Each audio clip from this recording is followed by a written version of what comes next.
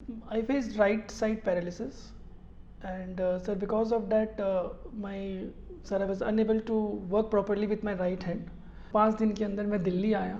मेरे एक फ्रेंड थे, सर, उन्होंने मुझे सेजल सर से मिलाया था. सर ने एनालाइज़ किया, सर ने लास्ट तक ही बहुत हेल्प किया, एग्ज़ाम तक के बहुत हेल्प किया. सर से मिलके ही मुझे समझ में आया एक्चुअली कि कैसे लिखना है. वो लिखने का आर्ट ही नहीं पता था सर, कभी निकले ही नहीं थे, तो पता कैसे चलेगा. आपने अच्छा गुरु मिलने की भी एक अलग तपस्या होती है. मेंस 6 जनवरी से स्टार्ट हो रहा था. सर ने मुझे 17 दिसंबर को कॉल किया. मैंने मेंस का टेस्ट उस समय लिखना छोड़ दिया था. सर ने मुझे कहा कि no you have to write 1 test daily. कौन नहीं चाहता कि उसका मेंटर एक यूपीएससी रैंकर हो. 2021 के फाइनल रिजल्ट्स में सिविल्स दिल्ली आईएएस के 200 से भी ज्यादा सिलेक्शंस हैं. Guys, I am going to connect you 1-to-1 with civils Delhi rankers for free. These ranker will prepare a time table and personalised plan for you. ये toppers आपको exactly वही बताएंगे कि कौन सी बुक फॉलो करनी है, कौन सा चैप्टर पढ़ना है. They will guide you in answer writing, mocks and assessing them. Don't miss this golden opportunity to get mentored by a ranker. असफलता एक चुनौती है, उसे स्वीकार करो तुम. कहां कहां कमी रह गई देखो और सुधार करो तुम. जब तक न सफल हो नींद चैन को त्यागो तुम. संघर्ष का ये मैदान मत छोड़कर भागो तुम. अरे कुछ किए बिना ही जय जयकार नहीं होती. कोशिश करने वालों की कभी हार नहीं होती, कभी हार नहीं होती. नमस्कार दोस्तों, मेरा नाम सिद्धार्थ है, आपका friend, philosopher, guide and mentor educator at civils Delhi. Toppers talk with Sid के इस नए सीरीज के एपिसोड में आप सभी का स्वागत है. जैसा कि हम सब ने आपसे प्रॉमिस किया था कि याद है 2021 का जो फाइनल रिजल्ट आया था, मैंने आप सबसे प्रॉमिस किया था कि जितने टॉपर सिविल्स दिल्ली से होकर निकलेंगे उनसे हम आपकी टॉपर स्टॉक कराएंगे, उनसे हम आपके रूबरू कराएंगे, आमना सामना कराएंगे कि भाई क्या है उनकी जर्नी, कैसे हम क्लियर कर सकते हैं इस एग्ज़ाम को, क्या स्ट्रैटेजी है. और आज वो दिन आ गया है और आपके लिए ही हम ये सब कर रहे हैं, आपके वजह से ही हम ये सब कर रहे हैं. आप डिस्क्रिप्शन बॉक्स में जो लिंक है उस पर आप क्लिक करें और इस वीडियो के बारे में जितनी भी डिटेल है, आपके जो भी क्वेश्चंस हैं, आप ईमेल आईडी देना मत भूलें. ईमेल आईडी दें और फिर हम इसको आगे प्रोसीड कर सकते हैं. ऑलराइट, सो ये कहानी थोड़ी सी डिफरेंट है. आज हम उस बारे में बात करेंगे जिस वजह से आपने ये वीडियो खोला है. थंबनेल देख के जैसे ही इस वीडियो को आपने खोला, कुछ सोच के खोला होगा कि जर्नी देखते हैं, स्ट्रैटेजी देखते हैं. सो दोस्तों, आप मुझे एक बात बताइए, एक अटेम्प्ट नहीं हुआ है आपका तो क्या आप क्विट करोगे? अच्छा चलिए, 2 अटेम्प्ट नहीं हुआ है, क्विट करोगे?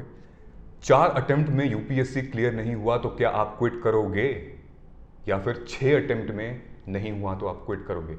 कोई तो एक ऐसा पड़ाव आएगा जहां पे आप क्विट करना चाहोगे. हमारे सामने आज एक ऐसी कहानी है, एक ऐसी जर्नी है जो कि 7 अटेम्प्ट्स, निरंतर 7 अटेम्प्ट्स तक कोशिश की. हमारे आज के जो टॉपर हैं, आज के जो गेस्ट हैं, 7 अटेम्प्ट दिया और 7वें अटेम्प्ट में रैंक 499 हासिल की है यूपीएससी के इस सिविल सेवा परीक्षा में. और ये काबिल तारीफ है. इसके दौरान बहुत से ऐसे जॉब्स भी ऑफर किए गए थे मुकेश जी को, जो कि एसबीआई से रिलेटेड, आईबी से रिलेटेड, बहुत से अन्य जॉब. नहीं किया उन्होंने. एक गलत धारणा है समाज में कि 5 अटेम्प्ट 7 अटेम्प्ट किया जा रहा है तो यूजलेस है वो, which we don't think so. Job offer की गई थी, लेकिन कंसिस्टेंसी और कमिटमेंट के साथ आज अगर ये उस टाइम पे छोड़ दिए होते तो शायद हम ये टॉपर स्टॉक नहीं कर रहे होते और रैंक 499 नहीं आई होती. So ladies and gentleman, boys and girls, देवी और सज्जनों, स्वागत करते हैं आपका इस टॉपर स्टॉक विद सिड के शो में. And presenting you Mukesh Kumar Gupta. Welcome Mukesh. यार, सबसे पहले तो ढेर सारी शुभकामनाएं. ये जो रैंक हासिल की आपने 499, बहुत सारी शुभकामनाएं. बहुत पर्सनली मुझे बहुत खुशी हो रही है इस बात को जान के. निरंतर इतने अभ्यासों के बाद ये परिणाम है. और कैसा अभी लग रहा है आपको? I am feeling relieved. ये जो एस्पिरेंट का विशियस साइकिल, आई थिंक आप उससे अब निकल रहे हो. जी, मुझे लग रहा है कि कुछ अब तो हासिल हो गई है और इतने दिनों की मेहनत थी तो लग रहा है कि हाँ, मुझे कुछ तो मिल गया है. राइट. और जितने भी पुराने दिन के कोई बहुत सारे अप्स एंड डाउन्स थी तो it's finally feel like it's paid of. So I am feeling good. दोस्तों, एक्चुअली कई सारे कहानियां हैं, कई सारी ऐसी सिचुएशंस है, कई सारे ऐसे पड़ाव हैं मुकेश की लाइफ में जिससे हम सीख सकते हैं. मैं हमेशा कहता हूं कि आप अपनी गलतियों से तो सीखिए ही, दूसरों की गलतियों से, दूसरों के सक्सेस से भी आप सीख सकते हैं. राइट. वो कहानियां होती हैं जो हमें प्रेरणा देती हैं, हमें सिखाती हैं. और मुकेश की ये कहानी आई थिंक हर उस आदमी की, औरत की या फिर हर उस एस्पिरेंट की कहानी हो सकती है जो इस एग्ज़ाम को क्रैक करना चाहता है। कंसिस्टेंसी का और कमिटमेंट का एक बहुत बड़ा मिसाल, बहुत बड़ा एग्जाम्पल है। तो आइए शुरू से हम जानते हैं कि कैसे आखिर मुकेश इस जर्नी पे पहुंचे और क्यों यूपीएससी करना था आपको, क्यों नहीं आपने प्राइवेट जॉब ले ली, आईबी में क्यों नहीं ले लिया, एसबीआई में क्यों ले लिया, यूपीएससी क्यों? Sir, after doing my engineering, I started with a private job Okay. in Tata Elxsi company. But वो जॉब अच्छी थी, सब कुछ अच्छे थे, 3 साल तक मैंने जॉब भी किया. बट कहीं ना कहीं एक फीलिंग थी कि देयर इज समथिंग गैप, जो और मुझे ये भी फील हो रहा था कि I got disconnected with society. So I took a decision कि नहीं, कुछ तो करना है. और मैंने सोचा कि नहीं, चलो इसके बहुत पहले पता किया, फिर यूपीएससी का प्रिपरेशन मैंने स्टार्ट किया. तो इस तरीके से सर इसकी शुरुआत हुई कहीं ना कहीं. और कहीं ना कहीं सर इसकी कनेक्टिविटी मैं कह सकता हूँ कि मैंने जो आसपास अपने रांची में भी बहुत सारे प्रॉब्लम देखे थे. इवन जब मैंने बैंगलोर में गया तो वहाँ भी मैंने देखा कि there is so many things की जो एज अ प्राइवेट जॉब में भी हम नहीं कर पाए. बहुत लोग करते हैं but I was not capable of that time. तो आई थॉट कि no, I have to do something. Yes sir. So हम जो आप प्राइवेट जॉब की बात कर रहे थे, आप कॉलेज की बात कर रहे थे, थोड़ा सा हम पहले चलें क्या, जहाँ पे आपने बताया था कि आपने इंजीनियरिंग की है. So we wanted to know actually कि आपने कहाँ से इंजीनियरिंग की है, स्कूलिंग कहाँ से की है और इंजीनियरिंग भी क्यों की थी? यस जरूर सर. मेरी स्कूलिंग लाला लाजपत राय स्कूल से हुई थी जो रांची में है जी. और इंजीनियरिंग का सर मेन मोटिव था कि at that time, at that era, it was very much important to get a good livelihood and better job. So at that time, sir, I was only having a 2 option, either engineering or medical. So my parents suggested me to go for engineering and sir, I did it. हाँ, या तो doctor बनो, engineer बनो या फिर collector बनो. जी sir. तो engineer ज़्यादा क्लोज था. हाँ. तुरंत दाखिला हो जाता था किसी इंस्टीट्यूशन में. हाँ, हो जाता था सर, बट मैंने तो एग्जाम दे के ही किया. जी सर. सो इंजीनियरिंग का फेज कैसा था वो 5 साल में? What did you learn basically? वो चर्न क्या था कि आपने तुरंत बाहर निकले और फिर जॉब की, फिर यूपीएससी के बारे में सोचा? सर वो 4 साल इंजीनियरिंग के बहुत इंपॉर्टेंट थे क्योंकि वो बहुत डिफरेंट था कर्नाटका के बैंगलोर में रहना. और वहाँ पे जाके मैंने देखा कि इट इज़ वेरी डिफरेंट जो मैंने रांची में देख रहा था. वहाँ के सोसाइटी डिफरेंट थे, पीपल डिफरेंट थे, दे वर मोर कंपेरेटिवली मोर एजुकेटेड.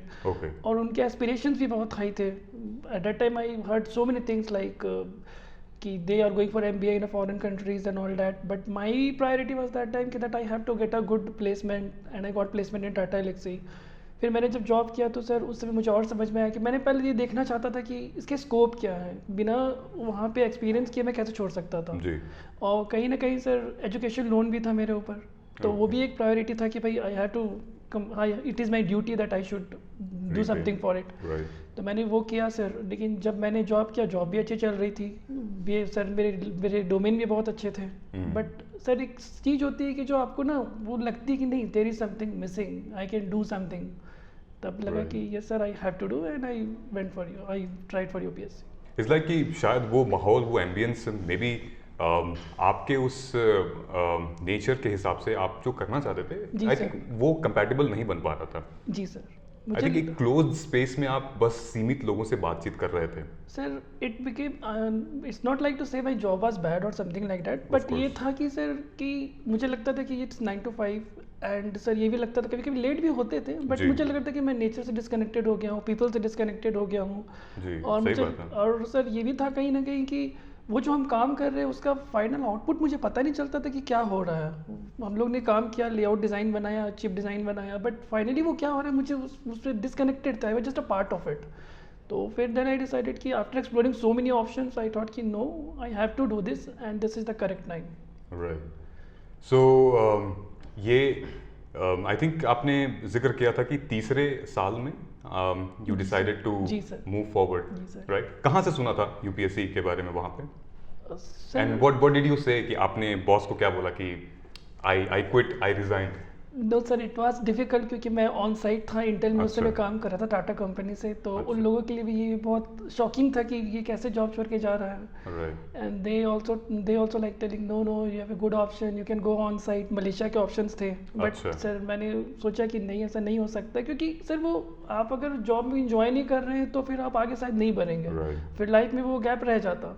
और मेरा एक फ्रेंड तैयारी कर रहा था तो मुझे Okay. उससे भी पता चला अच्छा यूपीएससी के बारे में, स्टेट सर्विसेज के भी ऑप्शन थे, बट मैंने सोचा कि लेट्स ट्राई इट, पहले करना चाहिए। राइट। जी सर, तो मैंने इस तरीके से आगे बढ़ा। फिर मेरी दीदी भी थी, लेकिन उस समय तो उनका सिलेक्शन नहीं हुआ था, तो वो भी तैयारी स्टार्ट ही की थी। तो Right. तब मुझे आइडिया हुआ कि मुझे इंजीनियरिंग सर्विसेज करना है या फिर Right. यूपीएससी करना है। राइट। तो मैंने सिविल सर्विसेज को चूज़ किया सर। ओके। आपने सिंस सिस्टर का जिक्र किया है, जी सर। आप आई थिंक जो हमारे व्यूवर्स हैं, एस्पिरेंट्स हैं, they wanted to know little about आपके फैमिली बैकग्राउंड और सिस्टर के बारे में, जो कि आपका एक स्ट्रॉन्ग पिलर रही हैं, सपोर्टिव रही हैं, उनके बारे में थोड़ा जानना चाहेंगे हम। जी sir. Sir even my I will say कि सर बैकग्राउंड में सर वी आर 5 सिबलिंग्स, जी। 3 sisters and 2 brothers. I am youngest of all. तो आप सबसे यंगेस्ट हो? जी सर। मैं घर में सबसे छोटा था, मेरे हिस्से में माँ आई। मेरे हिस्से में माँ, ओ जी। ये मनोहर राणा का बहुत बहुत पॉपुलर शेर है। जी सर। हाँ, गुड, मतलब सारा लाड प्यार हाँ। आपके हिस्से में था। सर कहीं ना कहीं वही था जो इसने आगे बढ़ने का हिम्मत दिया सर। राइट। ये तो था। और सर आपने पूछा सिबलिंग्स के बारे में, तो जी। मेरी जो बड़ी बहन है वो डीएवी स्कूल में टीचर है। उसके बाद जो दीदी है सर वो असिस्टेंट मैनेजर है एफसीआई में। ओके। उसके बाद जो भाई है sir is assistant professor. Okay. And sir वो जो दीदी जो आप बोल रहे हैं वो सर फॉरेन सर्विसेज में है अभी। एंड कुछ दिन पहले तक वो सर 92 में थी, अच्छा। और अभी दिल्ली में जस्ट पोस्टेड है। ओके। जी, when did she clear UPSC? Sir in 2014 she got IRS and 2015 she got Indian Foreign Services. Okay. So siblings में ये दूसरे हैं मुकेश जिन्होंने यूपीएससी एग्जाम को क्रैक किया है। इनसे पहले इनकी बड़ी सिस्टर थी, she is an IFS foreign services IFS officer and currently she is posted here in Delhi. Yes, sir. कितना सपोर्ट मिला था सिस्टर से आपको? एक सपोर्ट सिस्टम हो जाता है ना? Sir, it was a support of family and friend only that helped me to sail through. Right. और सर मोटिवेशन तो बहुत ज़्यादा था, फाइनेंशियल भी, क्योंकि जॉब तो थे बट इट वाज नॉट उतनी ज़्यादा लाइवलीहुड, मतलब उतने नहीं थे कि जिससे मैं टेस्ट सीरीज ज्वाइन कर सकूँ और ये सब कर सकूँ। तो भाई Right. ने, बड़ी दीदी ने बहुत हेल्प किया सर, बिना Right. बोले बहुत हेल्प मिल जाते हैं। राइट। तो ये तो था सर। राइट। इतने ऑड्स के बाद दोस्तों, सो मुकेश की पहले अगर हम जाएं, काफ़ी पहले अगर लाइफ में, तो उतनी सामाजिक आर्थिक स्थिति परिवार की उतनी अच्छी नहीं थी। लेकिन जितने सिबलिंग्स हैं माँ बाप के आशीर्वाद से, और जितने सिबलिंग्स हैं उन्होंने बहुत मेहनत की, और आप सुने हैं कि सारे सिबलिंग्स भाई बहन आज किस पोस्ट पे हैं, सब self made man, self made women, everybody they are, and एक दूसरे के सपोर्ट से आई थिंक ये लोग आगे बढ़े हैं। तो this is going to be I think एक ब्रॉड मैसेज जाना चाहिए यार, अगर सपोर्ट साथ रहा अपने सिबलिंग्स का, अपने फैमिली का, तो बहुत बड़ा फैक्टर बन जाता है। Yes sir. है ना? Yes sir. कहीं ग्रेट। सो हम बात करते हैं कि मुकेश 2015 में इन्होंने फर्स्ट अटेम्प्ट दिया था, उससे पहले 2014 में जॉब छोड़ी थी, जी सर। है ना? और एक मैनेजमेंट फर्म में फिर आपने बहुत ही पार्ट टाइम वाली job. Sir it was a power industry, Okay. Setup power industry. In that Okay. Sir I was as a production engineer मैंने काम किया था, ओके। क्योंकि मैंने 1 साल का गैप ले लिया था। जी, जी। तो मुझे सर वो 24 आवर्स सिटिंग मतलब था नहीं, और कहीं ना कहीं ये भी लग रहा था कि अपना फिनेंशियल तो कुछ होना चाहिए। Of course, तो हाँ। मैंने स्टार्ट किया था सर। ओके। सो वो 1 ईयर का गैप एंड देन फिर yes sir, yes sir, it यहाँ- continued till very recently sir. Okay. Yes, sir. Okay. So that was your like थोड़ा सा फाइनेंशियल सपोर्ट मिल रहा था आपको वहाँ से? सर फिनेंशियल भी था, उतने नहीं थे sir, because it is very difficult to get a good job in Ranchi. Right. And second thing था कि सर कि एक अलग माहौल मिलता था। दिन भर आप पढ़ रहे हैं, तो कुछ देर अगर आप बाहर निकलते हैं, कुछ और काम करते हो, तो आपका दिमाग उतना डाइवर्ट नहीं होता है। राइट। तो वो था सर। मतलब एक देखा जाए तो एक्सपोजर उतना नहीं था। अगर हम देखें कि अगर आपने जैसा बोला कि आप रांची से बाहर निकले ही नहीं, आप निकले तो सिर्फ इंटरव्यू देने के लिए निकले थे। सर यूपीएससी के मैटर में यस हाँ। सर, लेकिन जैसे मैंने इंजीनियरिंग तो बैंगलोर से की थी, जॉब भी बैंगलोर Right. में किया था, but at that time sir I was not knowing anything about UPSC. Yes sir. So guys 2015 में पहला अटेम्प्ट दिया था, and you will not believe, पहले अटेम्प्ट में ही, इन सारे हार्डशिप्स के बाद पहले अटेम्प्ट में ही इंटरव्यू तक पहुंच गए थे मुकेश। लेकिन unfortunately because of course marks कम थे, तो इंटरव्यू नहीं हो पाया। कहानी यहीं से शुरू होती है। 2015 में इंटरव्यू नहीं हो पाया, उसके बाद 2016, 2017, 2018 इन 3 में ऑफ कोर्स आपने इंटरव्यू फेस किया। जी सर। मतलब कि 2015 से लेकर 2018 तक 4 इंटरव्यूज फेस किए। अनफॉर्चुनेटली किसी कारणों की वजह से शायद नहीं रह पाया। आपको क्या लगता है कि वो फर्स्ट जो 4 जहाँ पे आप इंटरव्यू तक पहुंचे थे, क्या फैक्टर्स थे कि वो क्रैक नहीं हो पा रहा था? सर कहीं ना कहीं एक साइकिल सी बन गई थी वो प्री मेंस इंटरव्यू, क्योंकि इंटरव्यू के बाद आपके पास ज़्यादा वक्त नहीं होता कि आप कुछ इम्प्रूव कर सके, तो वो जी। साइकिल भी चल रहा था।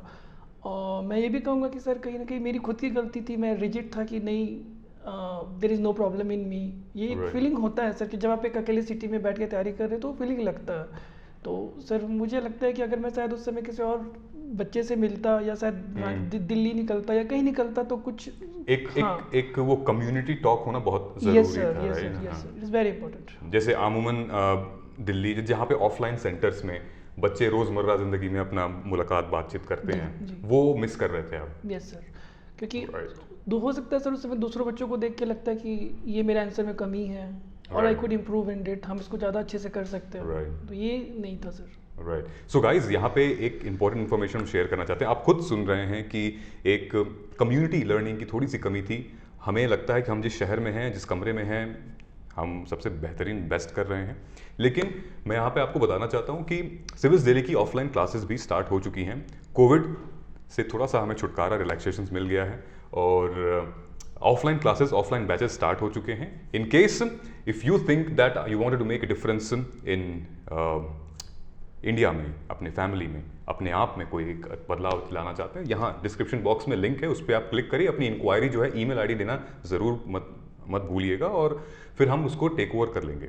ऑलराइट। सो ये एक बेसिकली आई थिंक आपने जब बोला तो मेरे को फिर ये चीज़ याद आई, क्योंकि हम अभी रिसेंटली ये हमारी भी एक फेज था, पंच लाइन थी कि यार ठीक है ऑनलाइन मतलब आप कर सकते हो, लेकिन अगर मौका है तो क्यों नहीं। आप अगर डेफिनेटली अगर रांची में कोई अच्छी इंस्टीट्यूट खुलती होती आईएएस की, आप ऑफ कोर्स आप जाते। जी सर, है लेकिन ना? वो ज़्यादा ऑप्शन नहीं थे सर हाँ। वहाँ पे। हाँ सो अगर आपके पास ऑप्शंस है, रिसोर्सेज हैं, अगर दिल्ली एनसीआर में आप रहते हो, आसपास के शहर में, तो बिल्कुल यू आर मोस्ट वेलकम और मुलाकात करते हैं फिर 1-to-1।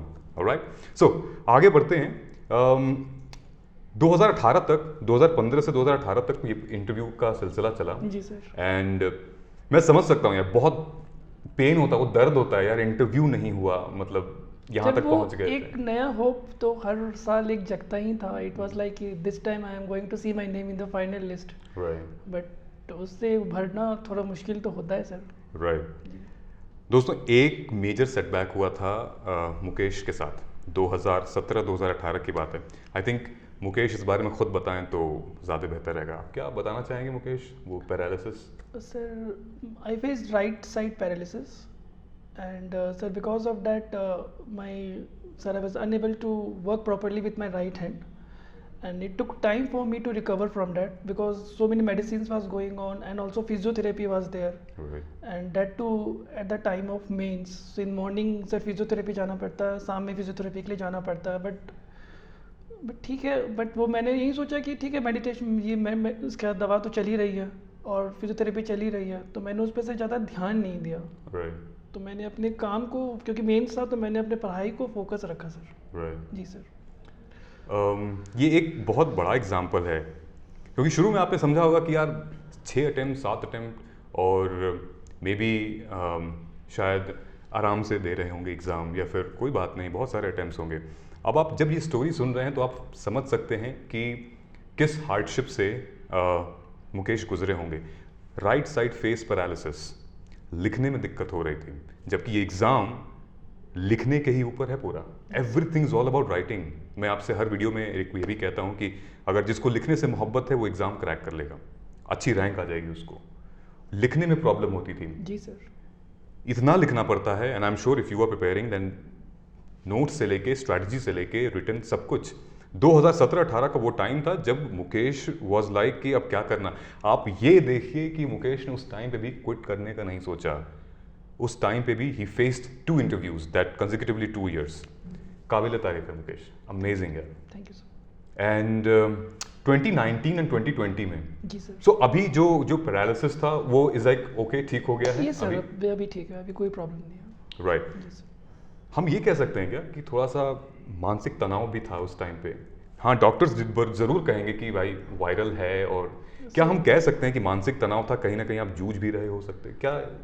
सर जब आपका लगातार इंटरव्यू नहीं होता है ना तो people start judging you Right. And they are saying that there is some problem in you, क्योंकि 4 इंटरव्यू का सबको चांस नहीं मिलता है, you are getting the chance, you are not getting selected.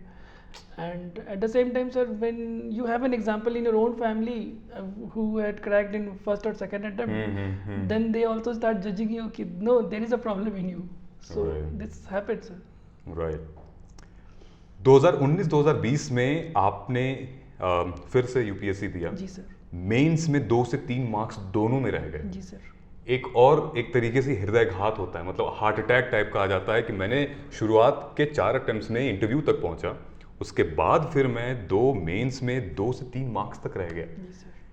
क्या चल रहा था मन में उस टाइम?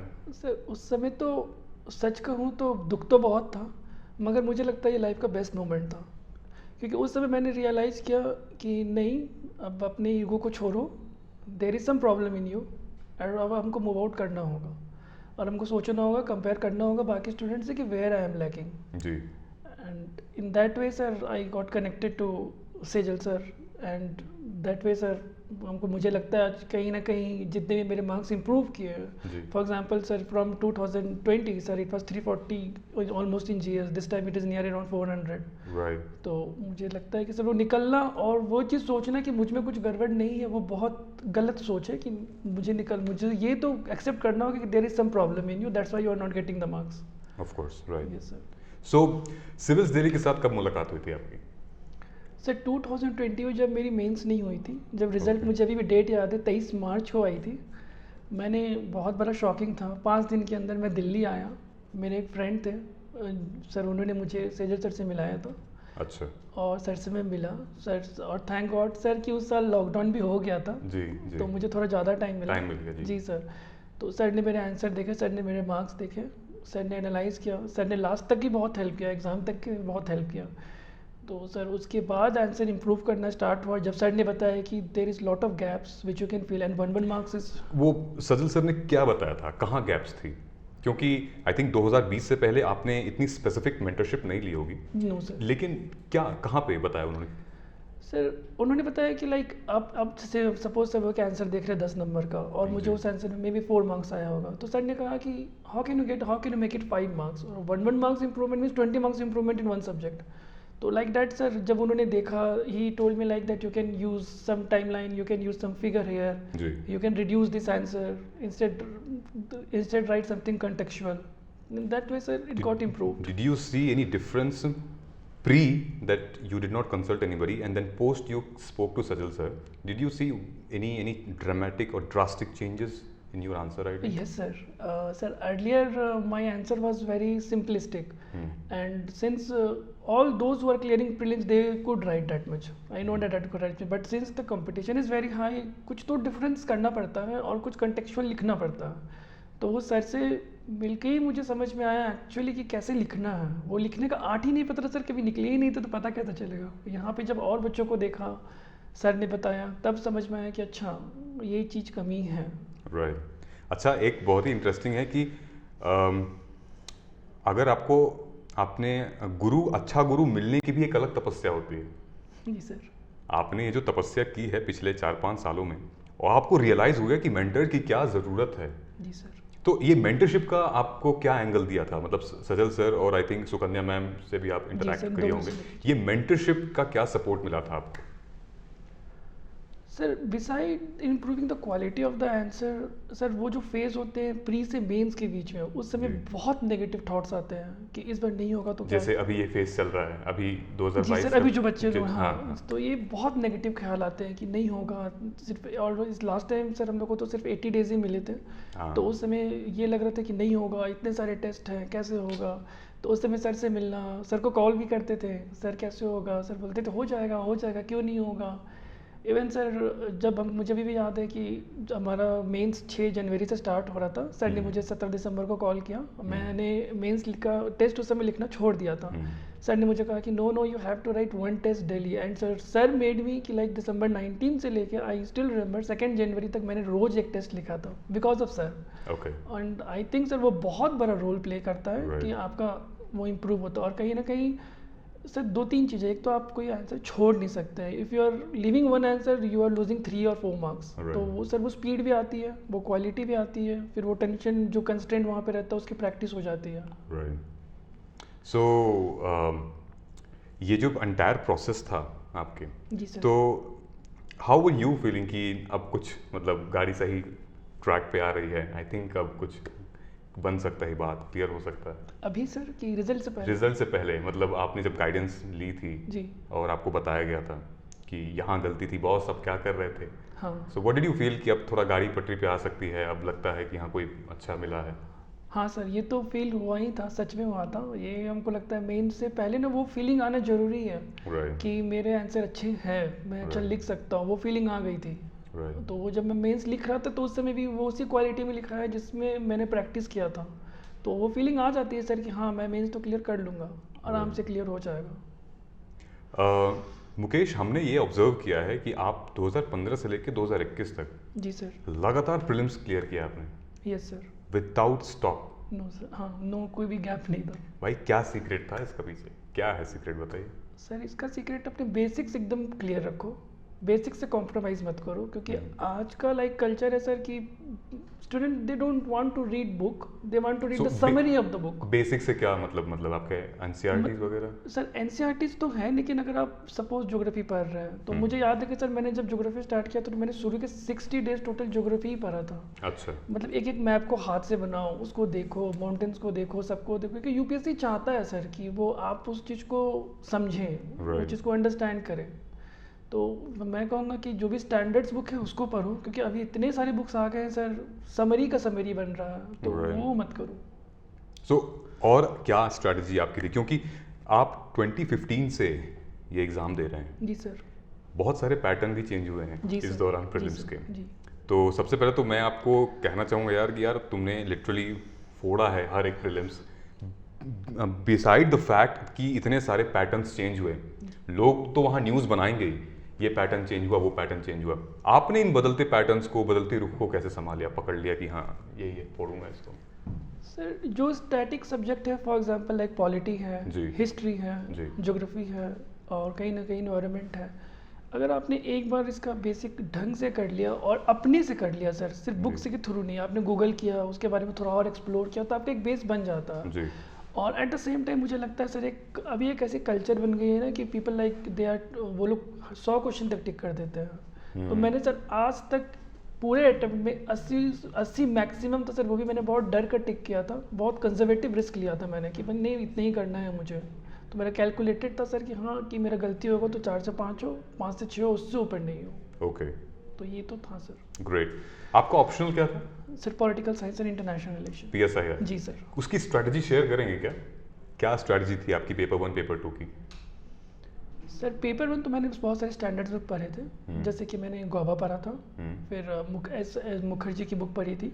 बिसाइड डैट सर ये तो थी, मैंने राजीव गौबा की बुक पढ़ी थी जो एक इंडियन राइटर बहुत अच्छे हैं। And even sir for part B Indian constitution जहाँ तक था, तो उसमें तो जीएस2 में हम लोगों ने जैसे लक्ष्मीकांत तो सभी बच्चे पढ़ते हैं, बट वो सफिशिएंट नहीं है ऑप्शनल के लिए। जी सर। तो मैंने उसके लिए ऑक्सफोर्ड इंडियन कॉन्स्टिट्यूशन की एक बुक आता है, मैंने उसको बहुत अच्छे से पढ़ा और उसको करंट अफेयर से बहुत रिलेट किया था सर, क्योंकि रोज कुछ जजमेंट आते हैं किसी पर्टिकुलर आर्टिकल पे, तो उसको अपडेटेड रखा था। And same thing sir for I will say international relation, तो इट्स लाइक कि sir every 3 months, every 1 month the whole syllabus change. तो इट इज़ वेरी इंपॉर्टेंट कि सर आप कम से कम अच्छे आर्टिकल 2 न्यूज़पेपर से जरूर कवर करें। ओके। तो ये तो था सर। ओके। हमारा आपके जो स्ट्रॉन्ग पॉइंट था GS 1 2 3 और ऐसे में 1 2 3 4 ऐसे में सबसे स्ट्रॉन्ग आपका क्या था जो कि आपको स्कोर हमेशा ज़्यादा देता था? सर मुझे लगता है पूरे जर्नी में GS1 मेरा ज़्यादा स्ट्रॉन्ग था। GS2 because of optional average से तो ऊपर रहता था, बट GS1 में सर कहीं ना कहीं एक इंटरेस्ट आ गई थी हिस्ट्री में और world history, Indian society. Yes sir, society का प्रॉब्लम इट्स लाइक कि जब आप उसको खुद से कनेक्ट कर लेते हैं ना, डेफिनेटली, तो वो आंसर एक अलग लेवल पे चला जाता है। डेफिनेटली। तो वो मुझे लगता है वो ज़्यादा स्ट्रॉन्ग थे। उसकी क्या अप्रोच थी GS1 की? सर मैंने इस पर बहुत, जैसे कि अभी भी मैंने वर्ल्ड हिस्ट्री की जैसे मैंने बात की, तो वर्ल्ड हिस्ट्री सर वो उतना ज़रूरत नहीं था, बट फिर भी मैंने जैसे कि 2 बुक थे, एक जैन एंड माथुर, एक नॉर्मन लुइस, मैंने पूरे बुक को पढ़ा था क्योंकि वो इंटरेस्टिंग था और कहीं ना कहीं वो मुझे पॉल साइंस से भी हेल्प किया था। उसी तरह से मैंने हिस्ट्री के भी बहुत सारे बुक पढ़े थे, बट इम्पॉर्टेंट है कि सर जब आप आंसर लिख रहे हैं तो आप उसको इस तरीके से लिखिए कि आपने उस कंटेक्स्ट से क्या निकाला, राइट, वो बहुत इंपॉर्टेंट है। और मैप जहाँ पे रेलिवेंट हो उसको लिखिए। सोसाइटी में तो सर इतने सारे आर्टिकल आते हैं, अगर उनको रिफ़र किया जाए तो करंट ओरिएंटेड बहुत आंसर बहुत अलग जा सकता है। राइट, जैसे कि मुझे याद है सर अभी भी कि मुझे GS1 में 2017 में 121 आए, तो जो उस समय के बहुत अच्छे नंबर थे। तो GS1 के मेरे मार्क्स ठीक रहे थे सर ओवरऑल इस पूरे जर्नी में अभी तक। नाइस। सो सादिक, सवाल जवाब का सिलसिला थोड़ा सा हम अब ख़त्म करते हैं। जी सर। एक दो क्वेश्चंस रहते हैं जरूर। और मेरा सेकंड लास्ट क्वेश्चन है कि मुकेश 2015 में और मुकेश 2021 या आज 22 है, क्या चेंजेस हैं? आप एक यूपीएससी के लेंस से या फिर अपने पर्सनल लाइफ के लेंस से अगर आप देखें तो। बहुत चेंजेस है सर। 2015 में इट्स लाइक कि हाँ हम ही हैं तो हम ही हैं तो वो तो अब ख़त्म हो गया। लेकिन ये फीलिंग है कि हम अभी ये लगता है कि sir I can also do it. It's not like I can only do it but I can also do it. तो वो सर ह्यूमिलिटी तो अपने आप एक अंदर आ गई है। और एक कई पॉजिटिव अभी के डेट में सर, उस समय हर चीज़ से डर लगता था कि कैसे होगा क्या होगा, अब लगता नहीं किया जा सकता है, इट कैन बी डन। तो पॉजिटिव एटीट्यूडनल चेंज तो सर जरूर आई है सर। राइट। मेरा अंतिम क्वेश्चन आपसे ये रहेगा कि मुकेश, अनफॉर्चुनेटली अगर ये अटेम्प्ट नहीं निकल पाता आपसे, नहीं हो पाता आपका जी सर, इंटरव्यू मेंस, अगला अटेम्प्ट देते आप? Yes sir. उसके पीछे की वजह? सर क्योंकि मैं अच्छा जॉब कर रहा था ऑलरेडी। अब मैंने जॉब इसलिए नहीं छोड़ा था कि मुझे कुछ भी कर लेना है, ये एक तो कहीं ना कहीं था। और सर क्योंकि मैंने बहुत अच्छे से तैयारी की थी, फैमिली सपोर्ट भी था, कहीं ना कहीं मोटिवेशन भी था, खुद में ये लगता था कि हम कर सकते हैं। May be this year is not my time, next year will be my time. तो सर छोड़ते तो नहीं सर, एग्ज़ाम तो ज़रूर देते। राइट। इस पूरे जो आपने एक एक्सप्लेनेशन दिया है, अपने लास्ट क्वेश्चन का जो आंसर मुकेश ने दिया है, एक स्मॉल स्टोरी के तहत मैं इसको ख़त्म करना चाहता हूँ। तो एक छोटी सी कहानी ऐसे कही जाती है कि पानी की एक बूंद, अगर एक एक बूंद टप टप करके बड़े से चट्टान, बड़े से पत्थर पे भी अगर वो कंसिस्टेंसी के साथ गिरती रहे तो उस पत्थर में भी दरार आ सकते हैं। मुकेश वो पानी की बूंद हैं जो कंसिस्टेंसी के साथ उस पत्थर पे, यानी कि वो जो यूपीएससी का विशाल सिलेबस है, इतना बड़ा ब्रह्मांड जैसा सिलेबस है, मुकेश कंसिस्टेंसी के साथ 2015 से इस जर्नी में लगे हुए हैं और 2021 में आके आज उसको क्रैक कर दिया है। सो इनक्रेडिबल जर्नी थी आपकी मुकेश। सर ये आपकी ग्रेटनेस है सर, जो आपने इतने बड़े एग्जाम्पल से कंपेयर किया।